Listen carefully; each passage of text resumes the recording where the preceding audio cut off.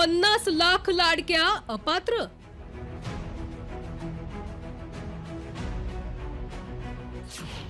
सरकारचे वर्षाचे 1600 कोटी वाचणार.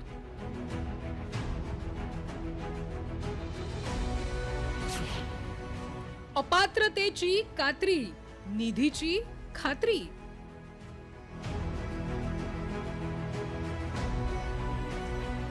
विधानसभा निवडणुकीच्या तोंडावर कोणतीही छाननी न करता महायुती सरकारने 2,40,00,000 लाडक्या बहिणींना दरमहा 1,500 रुपये वाटप सुरू केलं होतं. त्यामुळे राज्याच्या तिजोरीवर दर महिन्याला तब्बल 3600 कोटी रुपयांचा बोजा पडला.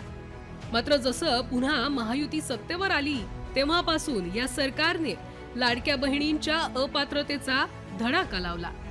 आधी स्वतःहून माघार घेण्याचं आवाहन केलं, त्यानंतर छाननी करत नावं कमी करण्यात आली.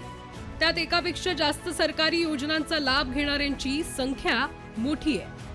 आपण पाहूयात किती लाडक्या अपात्र होणार आणि त्यामुळे सरकारी तिजोरीवरचा भार किती कमी होणार आहे.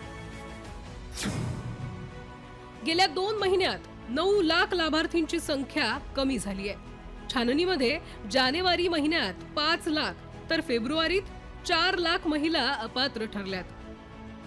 योजनेचे निकष लावल्यानंतर टप्प्याटप्प्याने 50 लाख महिला अपात्र होण्याची शक्यता वर्तवली जाते. त्यामुळे सरकारच्या तिजोरीवरील खर्च दरमहा 135 कोटी आणि वर्षाला 1,620 कोटी रुपये वाचणार आहे. असं आहे की सरकार ठाम निर्णय जर घेणार असेल आणि त्या महिलांना वंचित ठेवणार असेल, त्या महिलाच एकत्रित येतील आणि सरकारच्या विरोधी त्या भूमिका घेतील. आमचं मत मी तुम्हाला क्लिअर सांगितलं की एकदा दिलेलं आहे आणि दिल्यानंतर तुम्ही त्यांचं नाव वगळणं हे योग्य आहे असं वाटेल. अनेक महिलांना आपली फसवणूक झाली असं वाटेल. ही योजना गेल्या वर्षी जुलै महिन्यात सुरू झाल्यापासून सुमारे 2.5 कोटी महिलांना फायदा झाला.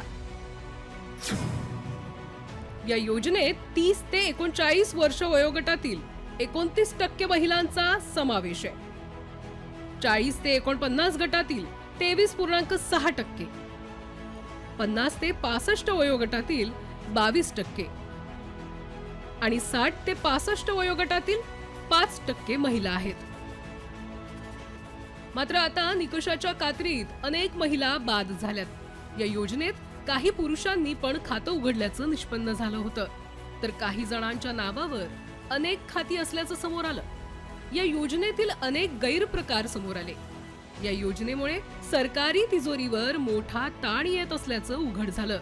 त्यामुळेच निवडणुकीत गेम चेंजर ठरलेल्या या योजनेचे लाभार्थी केवळ गरजूच असतील याकडे सरकारचं कटाक्षाने लक्ष आहे. ब्युरो रिपोर्ट, साम टीव्ही.